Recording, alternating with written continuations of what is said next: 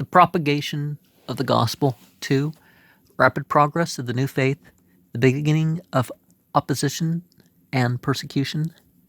Acts 3, 4, 5, 6, 1 through 7. Tiberius, Emperor, CE 14 through 37. Events of lesson 80-30. CE 30. Era Vulgaris, also called. Healing of the cripple at one of the chief gateways of the temple. 3, 1 through 10. What time of the day was this, and what service always took place at this time? How old was the man? Also 4:22. Effect on the people. 11. Peter's address 12 through 26. How did the miracle of the apostles differ from that?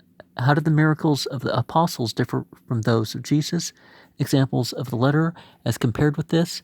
How does Peter explain the phenomenon? Verse 12 and 16. How does he declare concerning Christ, and how does he speak of the Jews' treatment of him? 13 through 15. Mitigation of their crime and exhortation to repentance with a glance at the future. 17 through 21. Testimony of the prophets, promises to those to whom he spoke. 22 and 26. Interruption of the discourse. The immediate cause of it. 4, 1 through 2. Who are the Sadducees? What effect was the preach of the apostles likely to have on the popular estimate of their creed? Imprisonment of the apostles. Verse 3. How did this destroy the effect of the sermon?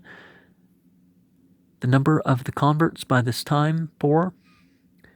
The arrangement of the apostles. Does this examination appear to have been thoroughly judicial? And were there any definite charges? 5 through 7. Peter's answer. Does he speak in his own wisdom? 8. How does he meet the inquiry? 9 through 12. How do you think of the character of the reply? What great doctrine was laid down? Verse 12. How did his speech affect the leaders? 13. Conference and perplexity of the latter. Why perplexed? Their determination, 14 through 17. Was this candid and honest communication of the decision to Peter and John and their answer? 18 through 20. Why did not the rulers punish or detain them? 21 and 22. The return and report of the apostles. 23. Effect on the company, their thanksgiving and praise. 24 through 30. The divine answer, or what they considered to be divine anyways, and the result. 31. What remarkable disposition manifested itself among the believers? 32 through 37. Was there any command or positive obligation that the disciples should dispossess themselves of property? Story of Ananias, is that how you say it? And Sapphira. 5, 1 through 11. Lesson of the divine abhorrence of the false heartedness and hypocrisy at the very beginning of the history of the church. It is probably that there have been any uttered lie. What is made by, thou hast not lied unto man, but unto God. Well, I think that's really supposed to be plural, but indications of divine power in the apostles, wholesome fear on the multitude, effects on the fame of these facts. 12 through 16. Effect on the apostles' success on the rulers, their actions. 17 and 18. The sequence. 19 through 21.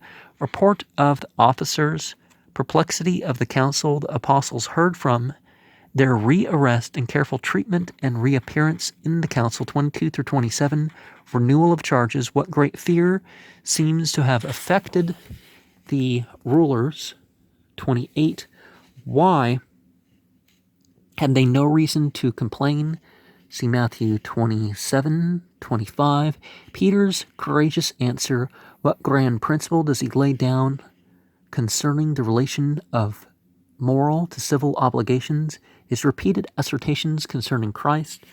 29 through 32, effect on Sanhedrin, give the outline of Gamaliel's speech.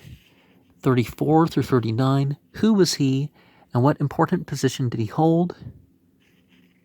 What influence did the speech have on the council? 40, what were they previously disposed to do? 33, effect on the apostles. 41 and 42, the Hellenistic Jews complain of favoritism, the occasion of the first institution of offices in the church, 7 men chosen to attend to the temporalities, that the apostles might not be diverted from their special work.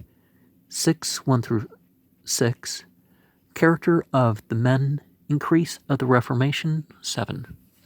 And temporality. So worldly things, well, worldly things can be given a spiritual consciousness, can't they?